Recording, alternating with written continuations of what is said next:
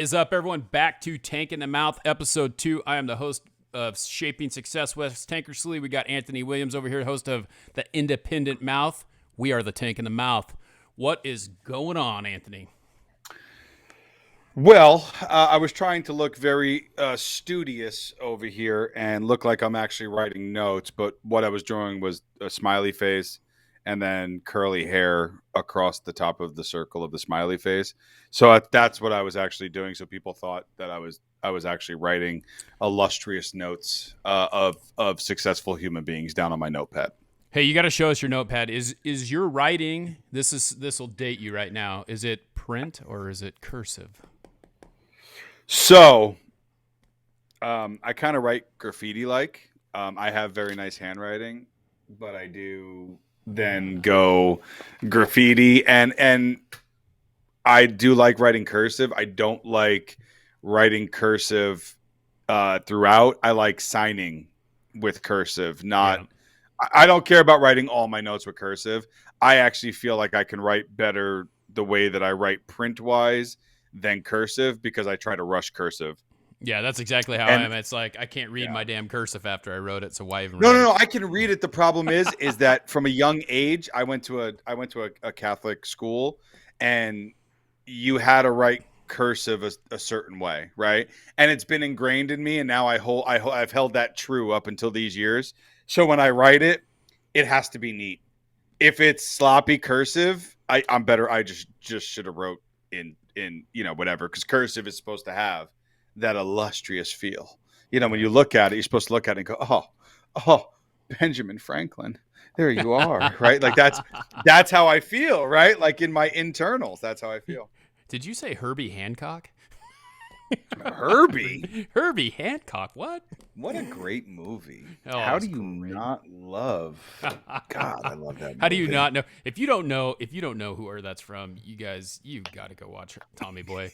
I mean, we may have some people listening to this that are like 17 years old and they don't know who the hell Chris Farley is. You got to know. That guy was funnier. What's actually funny? What I would say is a lot of people actually do. His comedy is transcended because a lot of stuff when people see these things and they're hearing from these other ones, there hasn't been another guy like him, the same way.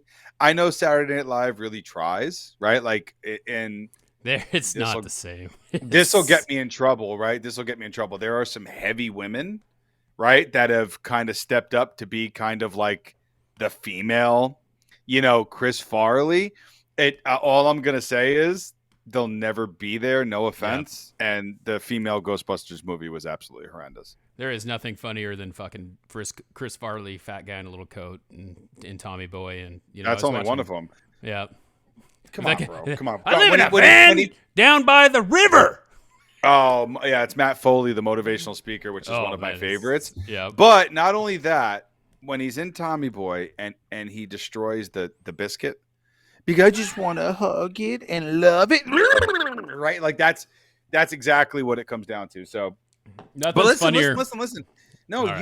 You have something important coming up. You got surgery. Yeah, that's coming up in a couple days. I've been through surgery, right? So this is always the topic. I think By the way, I think we're gonna actually have a couple minutes conversation regarding the Kyle Rittenhouse trial. Just for people who want to understand, we're going to give you just a very, very, very, very dumbed down view. But surgery, right? It's kind of like moving. Nobody likes it, right? Like it's uncomfortable. It forces people to help you or see you that probably wouldn't do it anyway, right? And you can always tell your real friends when these things take place in your life. I didn't realize there was that much of a coordination between moving and surgery, but I guess now we're finding that as we go through this. But the biggest thing is, what do you do? Like, you have surgery. It's like, now what? Right? Like, You have a couple days. Do you feel guilty? Right? Like, oh, I'm not working. Like, I went through that, right? So like, that's the questions I want to ask. Because what are you going to do? You got some time off. How are you going to, what's going to be going through your mind? The funny thing about it is, like, my job, there's never going to be time off. Like, because in my mind, like we talked about in the last episode, I'm very structured in the way that I do stuff. And so I got emails coming into my inbox. Like, if you saw my inbox, like, you would judge me by my Wes Tankersley inbox, but my work inbox has got like 2 emails in it right now. And the only reason they're in there is because I can't do anything about it until Monday. But I'll get emails, I'll get text messages, and in my mind, I cannot stand to let that sit there. I have to take care of it right away. So I know damn well on Monday I'm going to have a few calls or things that I have to do before surgery. And then after surgery, I'm going to be sitting on my butt, because I'm getting my knee replaced, which in itself, you're not supposed to sit on your butt. You need to move a little bit because they want you walking right off the bat, which is what they're going to do. I'm going to have surgery, and then as soon as the anesthesia wears off, they're going to teach me how to go upstairs. They're going to teach me how to walk with a walker. They're going to get you moving right away.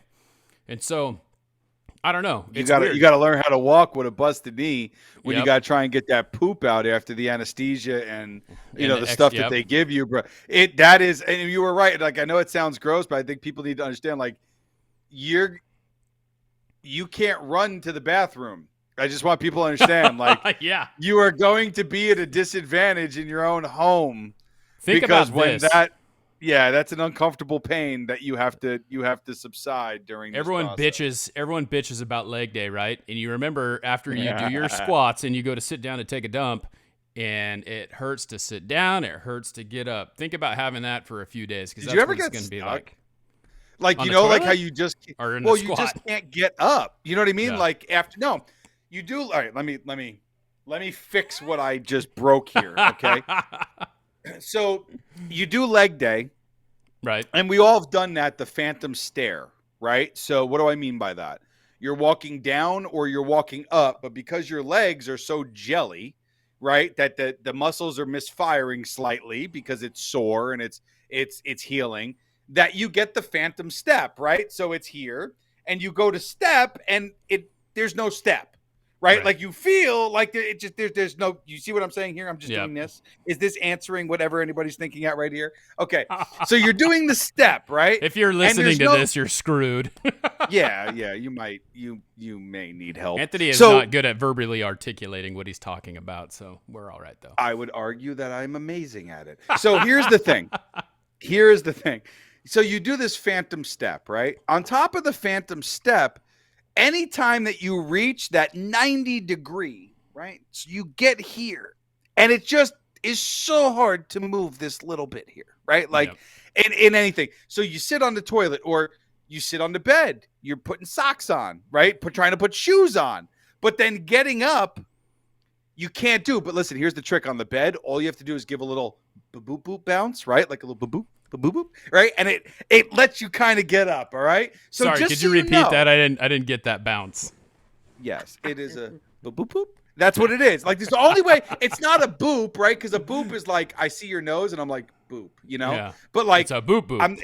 It's a boop boop. It's a boop boop. Yeah, You'll get it. You'll get it. Look, it's new for a lot of people. But you boop boop yourself up, right? And then you're good to go. But if you don't do that, those muscles, man, is like, you done it. You played sports like plyometrics, right? You remember doing that with the fast twitch muscles. Yeah. That is such a weird pain because it almost feels good because it's stretching. You know what I mean? But then there's that little bit of pain. So it's really awkward to explain. And me, not you. I sound very weird explaining this, but I know that people will understand. Yeah, that's fine. I accept it all.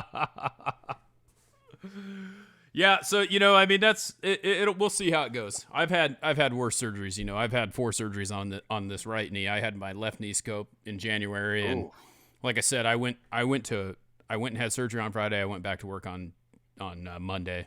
I went to my physical therapy appointment on Wednesday, and the physical therapist says, "What the hell are you doing here? Did you just have surgery on that leg?" So I don't think it's going to be the same reaction with getting a knee replaced, but I have pretty good faith that I'm going to recover quickly and be back to work. No, it's just an uncomfortable surgery, bro. If you ever hear anybody that's had it, until it heals, it's such a major bear of weight, for your body that no matter what you do, it's just sore.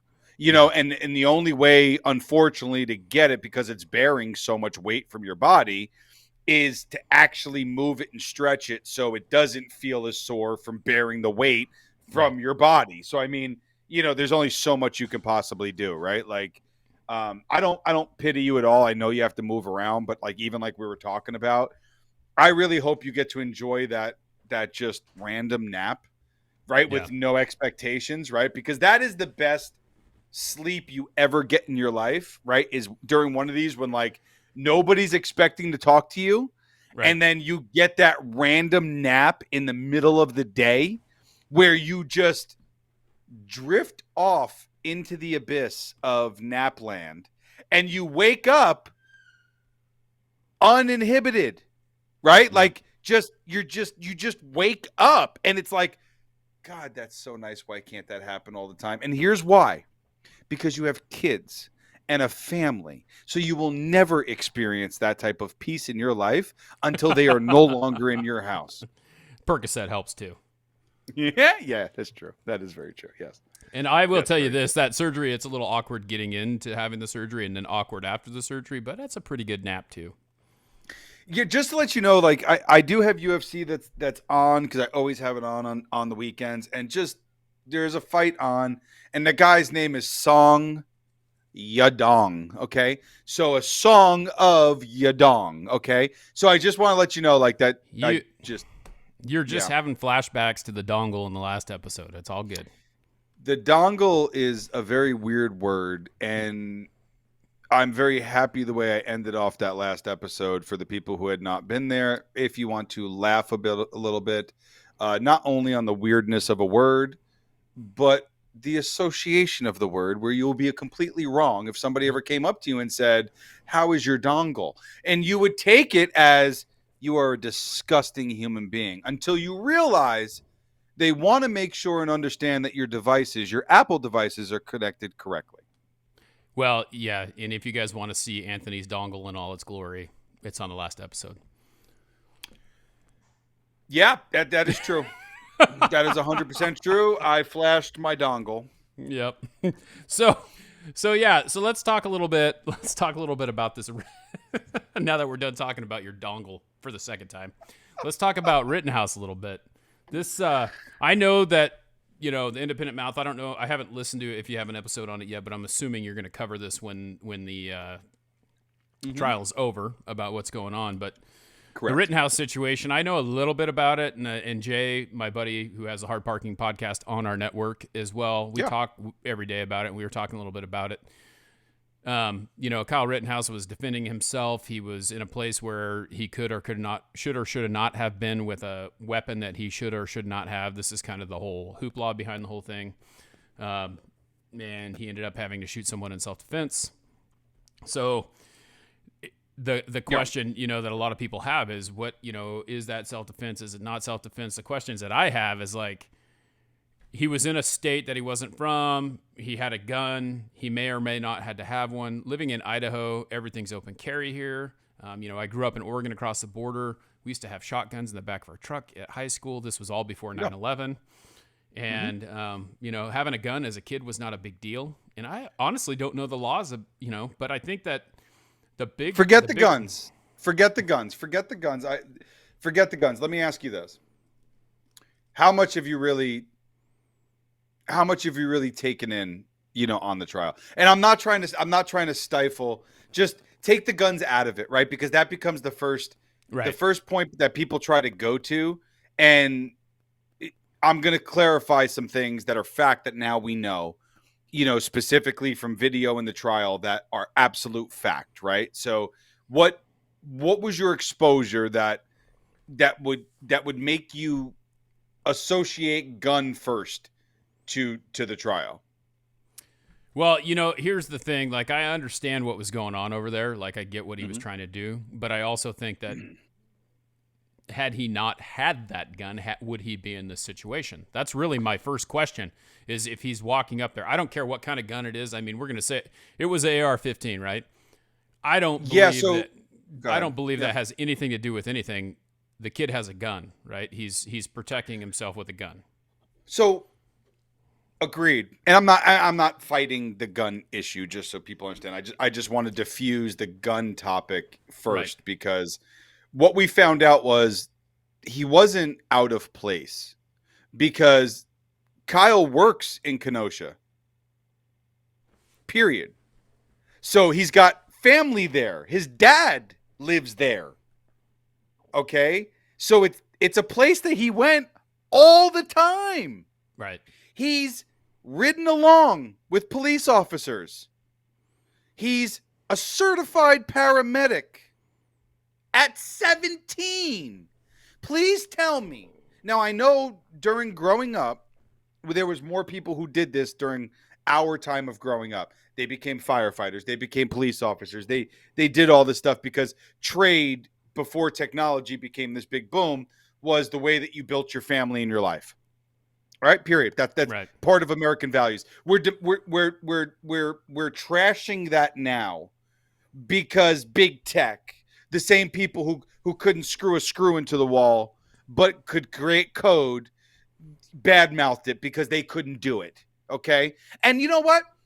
I don't even care that they're doing that. You know why? Because the guys in trade thought they were better and called all the geeky people stupid, and the geeky people made tons of money and now call the trade people stupid. Okay, it just goes from one side to the other. Let's call it how it is and stop with the political nonsense.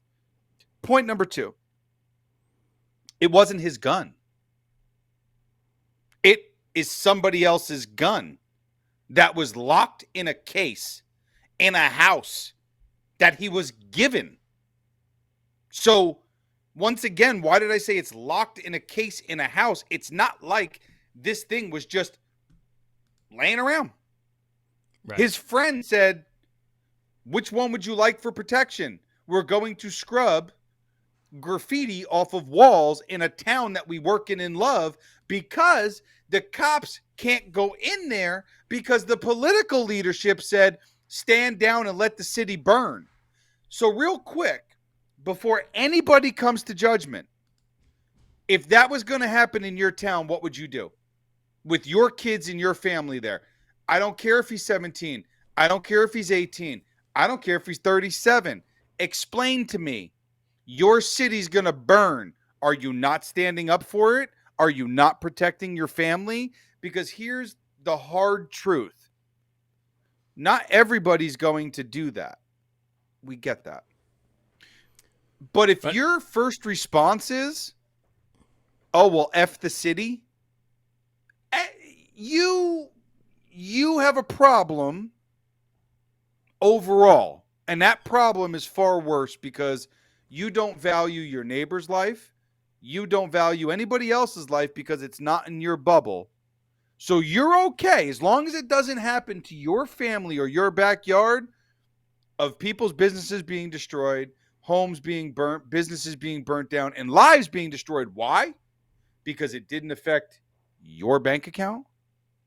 That to me is a topic a lot of people are negating, right? Avoid it, yep. So am I making him a hero? Absolutely not. Stupid 17-year-old. I agree. But I respect him for standing up and going out there to help because police weren't being able to do so. And let's all be realistic, man. Who at 17 years old wasn't looking for a fight? Like, or to be around one when commotion happened. You at school, right, bro? I did it too. Like a fight happened, everyone's like, okay, what's going on? Yep. Right? Like, I'm not saying I'm going to throw a punch, but what's happening? Right? So that's what they did. So, and also too, just real quick, because I'm not trying to steamroll you on the topics, but here's the thing. Why are we not yelling at the people who are running around with their cameras not doing anything? Well, so it's okay for them, right, to view it, to videotape it. But it's not okay for someone to try to create peace with what was going on, right? So we're just going to demonize the guy because he happened to have a weapon. That's all. That's all. I'm just asking the question. Well, and I think, correct me if I'm wrong, but the other people that came at him had weapons as well. He was afraid for his life because he had a gun pointed at him, and he took care of what he had to do. It's not just that they had a gun. So, and there's more than one of them. Oh, well, no, let's all right, let's break it down. The 2 people he shot and killed anally raped little kids. Like if just stop there. I'm not saying they deserve it. I'm not saying that people can't change. Okay? They were attacking him. One hit him with a skateboard. He was dazed on his back and shot. That guy died. The other guy was chasing him through a gas station parking lot, which what most people don't realize, there was a barrier of people. The only time that barrier of people dispersed was when he pulled the trigger. Yep. Okay? So, once again, let me ask you this. Maybe he doesn't know it. It's not like he went and shot him because he was a convicted sex offender. Okay? He didn't do that. You're being chased at night during riots by someone you don't know, and you have a gun in your hand. Are you not going to protect yourself? Just don't care. Yeah. If you're going to say, oh, you have to be shot first, you clearly do not understand the definition of self-defense, period. Yeah. And I mean, growing up around guns in Idaho, I have my enhanced concealed weapons permit, and they tell you in that class, which you have to spend 2 hours doing legal stuff and listening to the law and all that stuff, you do not pull that gun unless you're ready to shoot someone, and you do not shoot someone unless you are fear for your life that you're going to die. Correct. So Correct. He obviously was at fear that he was going to die, someone was going to harm him or kill him, and he defended himself. Then it goes even a step further. The guy Gage, that's the one who was holding the pistol at his, in front of his head, right? Openly admitted that he pointed the pistol at his face and was shot in the hand, right? Yep. Case over. Case over. Why did they go through the rest of it? Because it was a political show. Okay? Yep. If you actually listened to that prosecutor, it probably made you nauseous, and you probably cringed at the fact of essentially them saying you'd have to be dead for us to declare it self-defense, which completely negates the law. That's okay. So I don't like how, and we understand that this happens a lot, that the politics come into this. Once again, could it have been avoided? Sure, but here we are. The riots could have been avoided as well, but here we are. Right? So if we really want to go that route, we can always say this could have been avoided, but here we are. And now we're just doing it. Why? Here was the craziest thing that I read. I'll read it to you because I want to make sure I say this correctly. And this is kind of what I was playing around for a second and looking. Get away from me. I don't care about your stuff. So this speaks to me.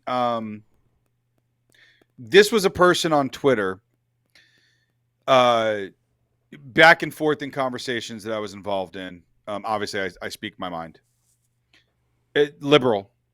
Nothing against it. Don't care. I'm not saying that to demean anybody. I'm saying that this they followed CNN very closely. That was the circle of friends that they had and people. And this is what they publicly posted. Okay. Her name is Sarah Beth Berwick. You want to see what I'm saying or whether or not it gets deleted? That's fine. I am highly educated and reasonably perceptive.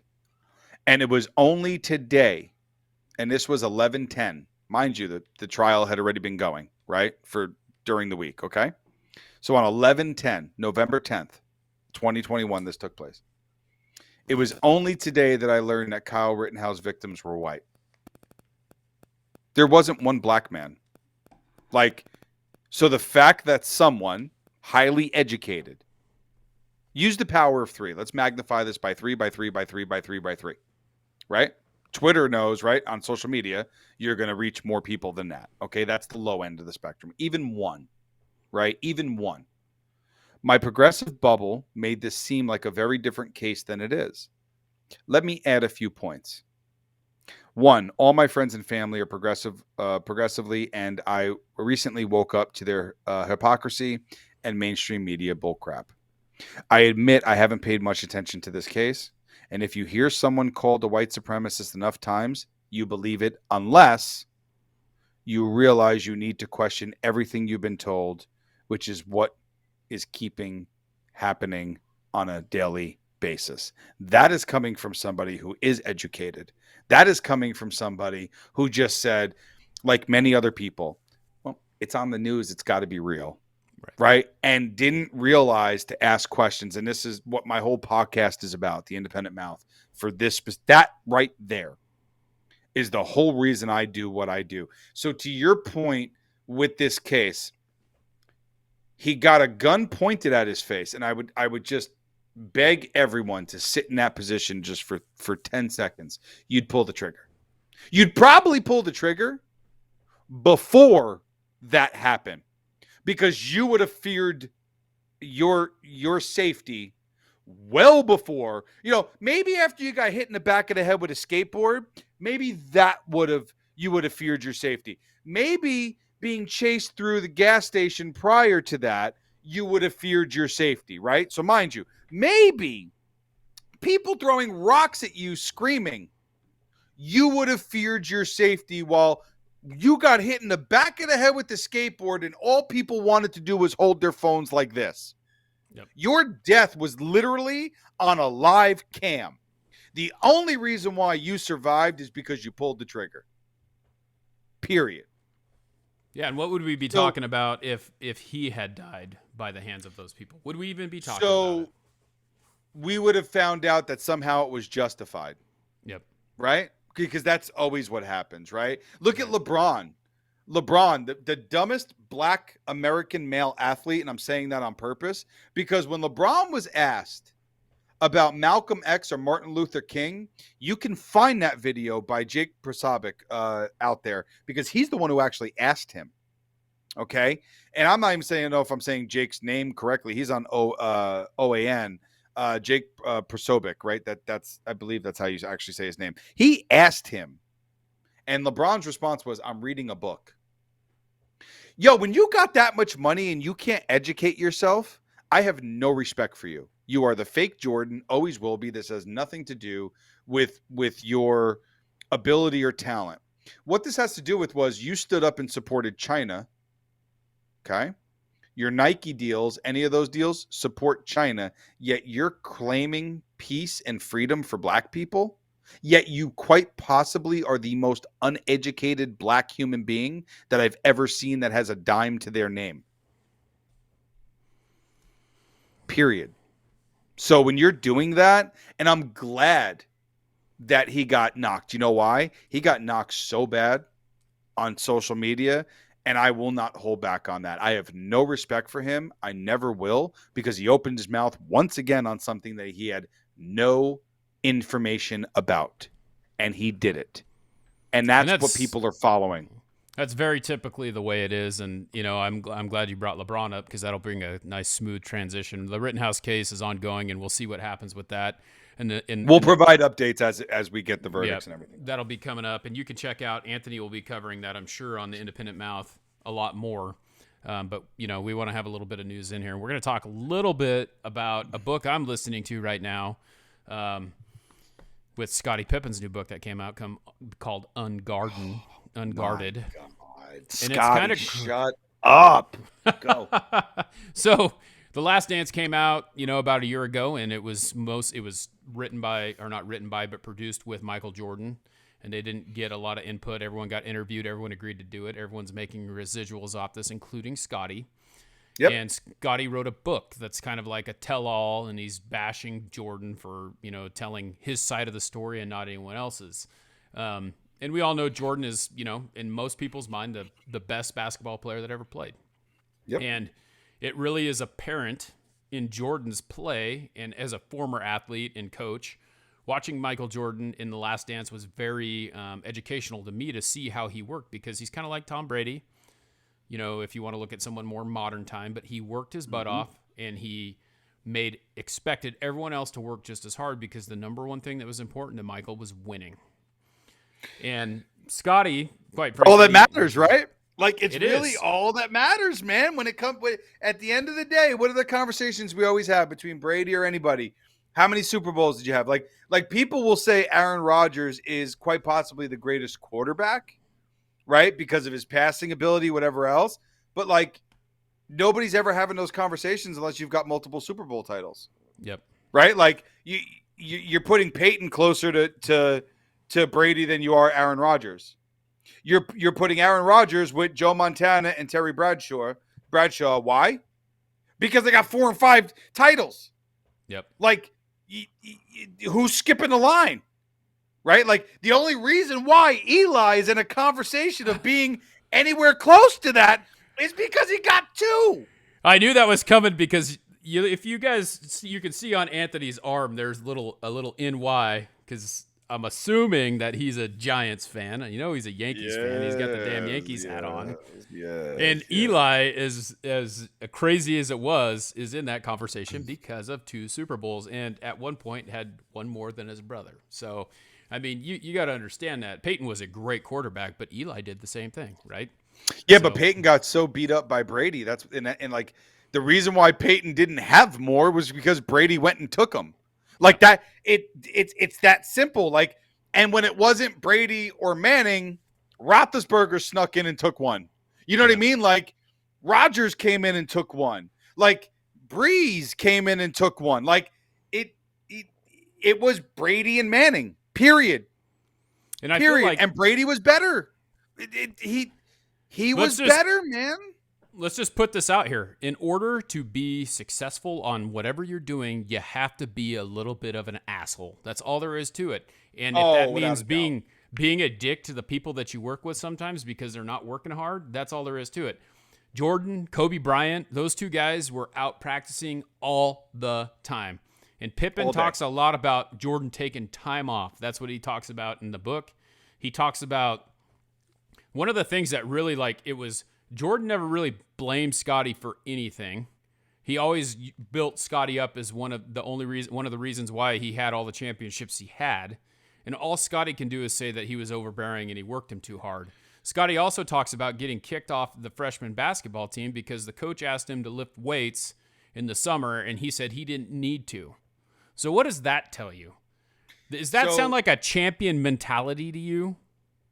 No, Scotty's a disgruntled employee who didn't get his way, and he kicks and screams the entire way because in his mind, right? So you ever heard that phrase, I'm a legend in my own mind, right? That's Scotty. Like, could Scotty have been a phenomenal player? Sure, but he wasn't. Because if he was, you'd be saying Scottie Pippen instead of Michael Jordan. Right. But the truth is, Jordan was that guy. And Scotty was Gronkowski. No. Scotty to me was LeBron. Like, yeah, he's a phenomenal talent. And let's face it, LeBron was never talked about when Kobe was. And honestly, even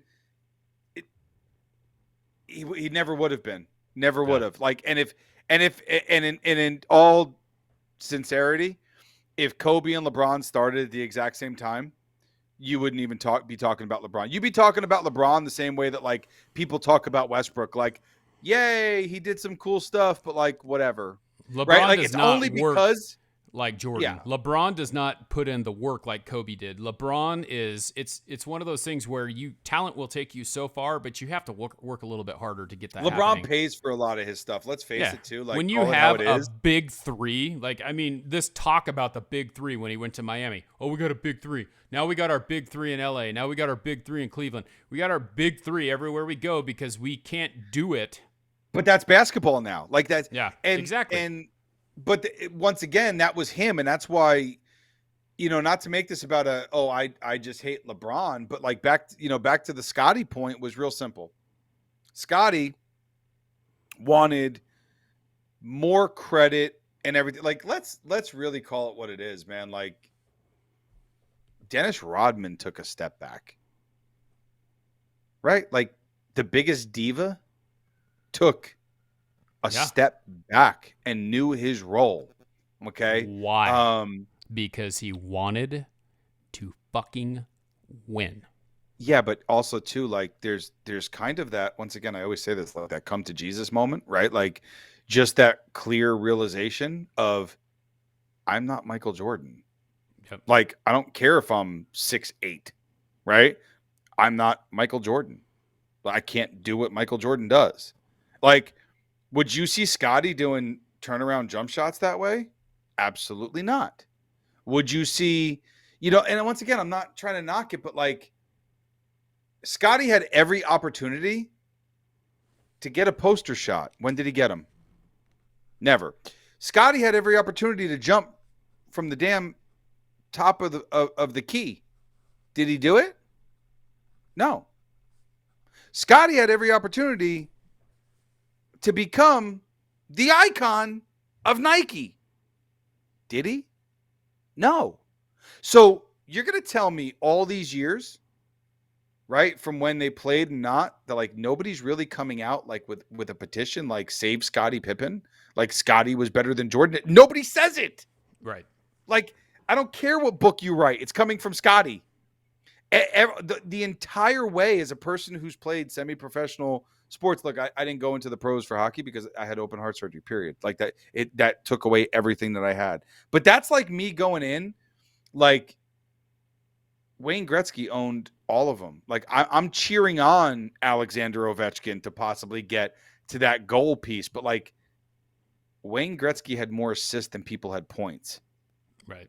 So like even if Ovechkin got to the goals, he's still never going to be the greatest of all time because like one guy has more assists than people have total points that are in the Hall of Fame, right? Like, so why do I bring that up? Like, Scotty, man, you're writing a book. You sound very angry. You sound very bitter. And I think the only gut check that ever needs to happen is he needs to look in the mirror and just finally say those words. I'm not Michael. I really think like when he can do that one day, maybe his next book should be I'm Not Michael. That's what I think his next book should be. And he'll make a ton of money on it because everybody will rally around it and just go, thank you, man. Thank you so much for just like finally understand. I will support you the entire way for the rest of your life. If you need therapy to like really truly come through this, like we'll pay for it. Thank you. Just stop lying to yourself and everybody else that is around. You are not Michael Jordan. And we're going to end on that note here. We'll talk next time because as we were sitting here, I was thinking about something because as a former coach, there's a topic I want to talk about later on too about pay to play because that's a new thing around here too. And pay to play is a tough one because kids are not playing, they're paying, but also the coach's job depends on them winning. So that's kind of that's one I want to talk about. So, well, listen, you've seen it too, and I know we're on time, so don't let me talk so much next time because. Yep. Well, we're going to bring that up, and we're going to have some topics. If you want to hit us up and let us know what you want to hear about, because we talked about Rittenhouse, we talked about Pippen, we've talked about Anthony's dongle a lot, and there's just things that we can get to that we can. But hit us up. You can email us. You can DM us. Hit it. Yeah, he's showing his dongle again. That's the dongle. Hit us up. Let us know. Let us know some topics you want to hear. We're going to start bringing people in. We're going to start having people here, people on the network. We have 7 great shows on the network right now.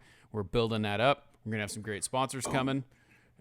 Can't wait to get that going. So you want to sponsor, you want to be part of the network, hit us up. Let us know. Independent Entertainment Network at gmail.com.